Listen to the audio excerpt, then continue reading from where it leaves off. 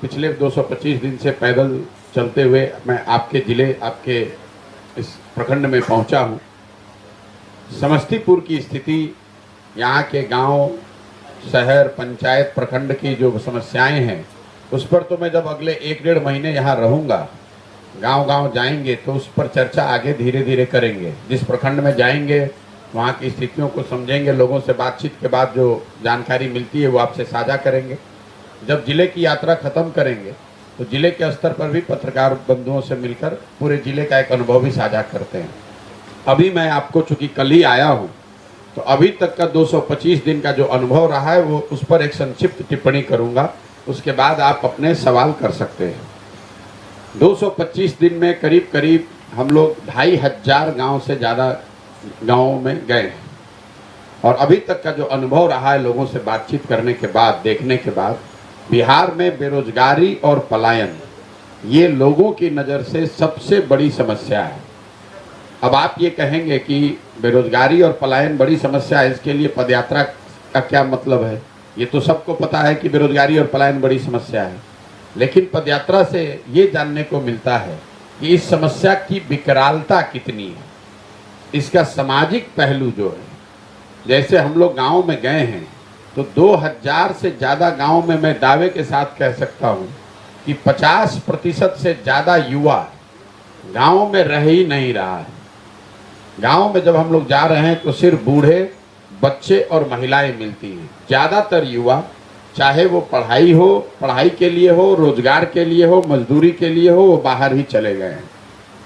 दूसरी जो पलायन को लेकर हम लोग ऐसा समझते हैं कि ये गरीबों की समस्या है, गरीब लोग यहाँ से मजदूरी करने जाते हैं। ऐसी बात नहीं।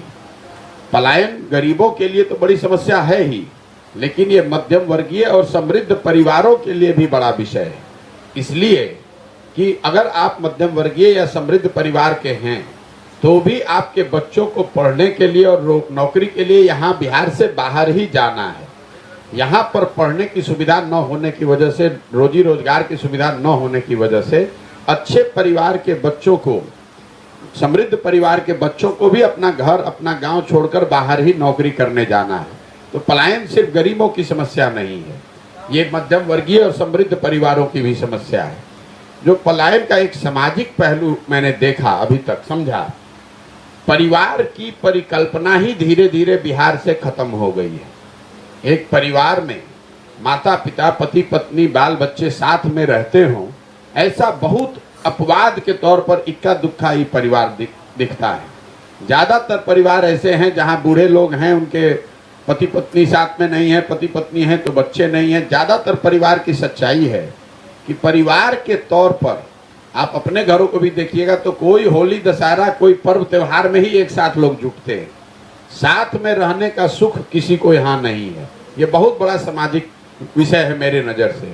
हम 8 महीने से करीब पैदल चल रहे हैं, तो आप जैसे कई लोग कहते हैं कि ये बहुत बड़ा कुर्बानी है कि भाई अपने घर परिवार को छोड़कर ये 8 महीनों से पैदल चल रहे हैं। लेकिन यहाँ पर रहने वाले ज़्यादातर परिवार ऐसे हैं जो कि साल में उसको सालों भर अपने परिवार से अलग ही रहना है। गरीब को तो रहना ही रहना है।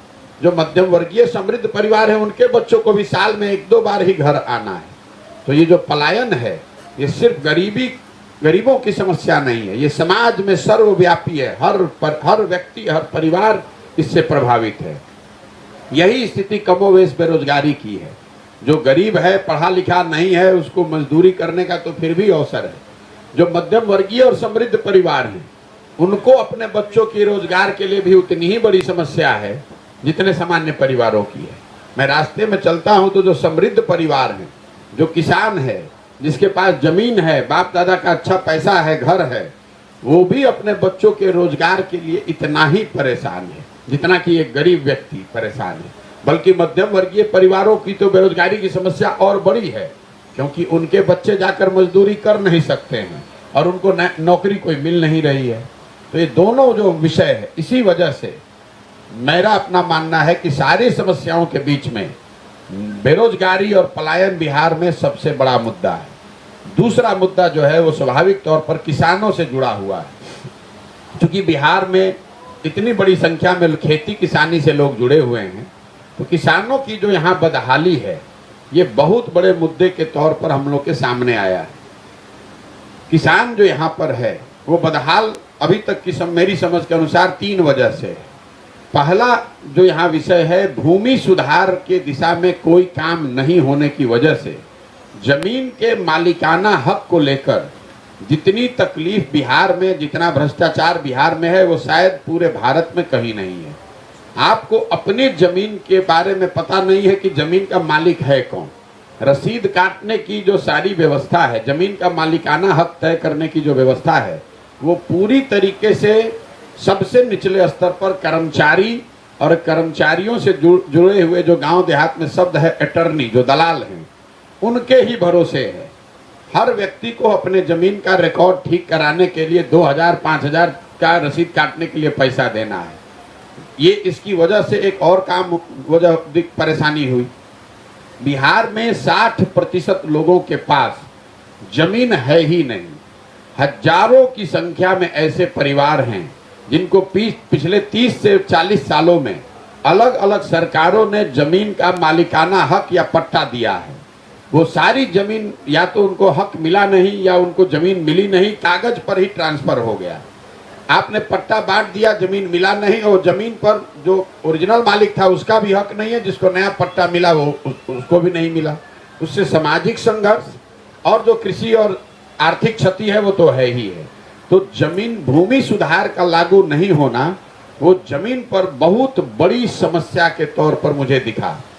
दूसरी जो खेती किसानी के लिए परेशानी का सबब है वो है सिंचाई व्यवस्था में जो पूरा कुप्रबंधन है। बिहार में आंकड़ों के हिसाब से 50% खेती योग्य जमीन में बाढ़ आने की संभावना है, बाढ़ प्रभावित है। ये बात तो सब लोग जानते हैं और बाढ़ की चर्चा भी करते हैं, लेकिन जो बाकी का 50% जमीन है उसमें भी एक बड़ा भूभाग या तो सूखे के चपेट में है, वहां नहरों से पानी की सुविधा नहीं है, या फिर चौवर और नदियों के कटाव का मामला। जब मैं चंपारण से चला हूं तो नेपाल से सटते हुए जिलों में नदियों से जो कटाव है, नदियां जो धारा बदलती हैं, उससे हजारों एकड़ जमीन में या तो बालू पड़ गया या बर्बाद हो गया।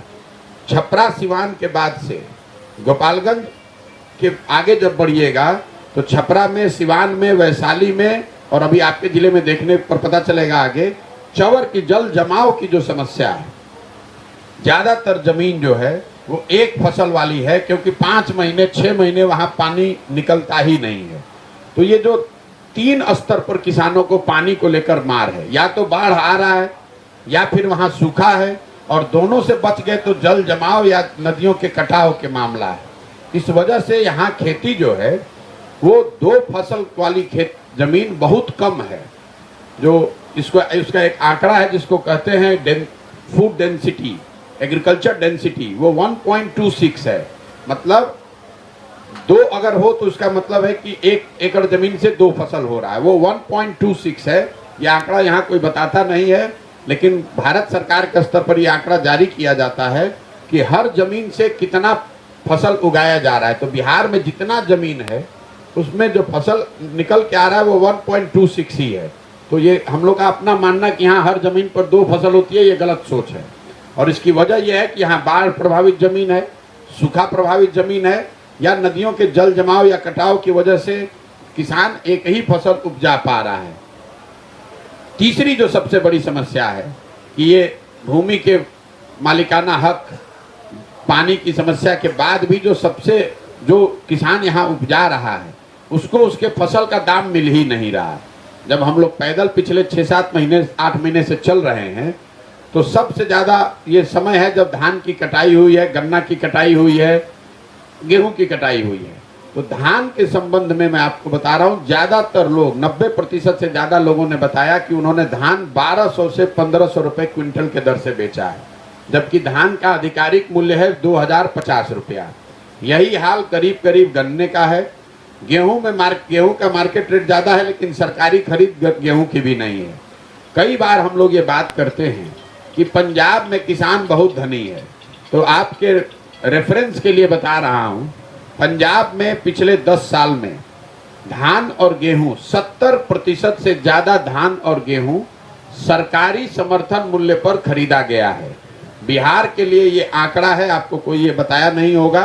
पिछले 10 साल में 13% धान और 1% गेहूं ही सरकारी समर्थन मूल्य पर खरीदा गया है। बाकी सारा जो अनाज है वो मार्केट रेट पर बिकता है, जो सरकारी मूल्य से बहुत कम है। इसका आर्थिक पहलू ये है कि हर साल की बिहार में, ये भी भारत सरकार का अनुमान और आंकड़ा है, बिहार में फसलों के सही दाम नहीं मिलने की वजह से किसानों को 20 से 25 हजार करोड़ रुपए का नुकसान हो रहा है।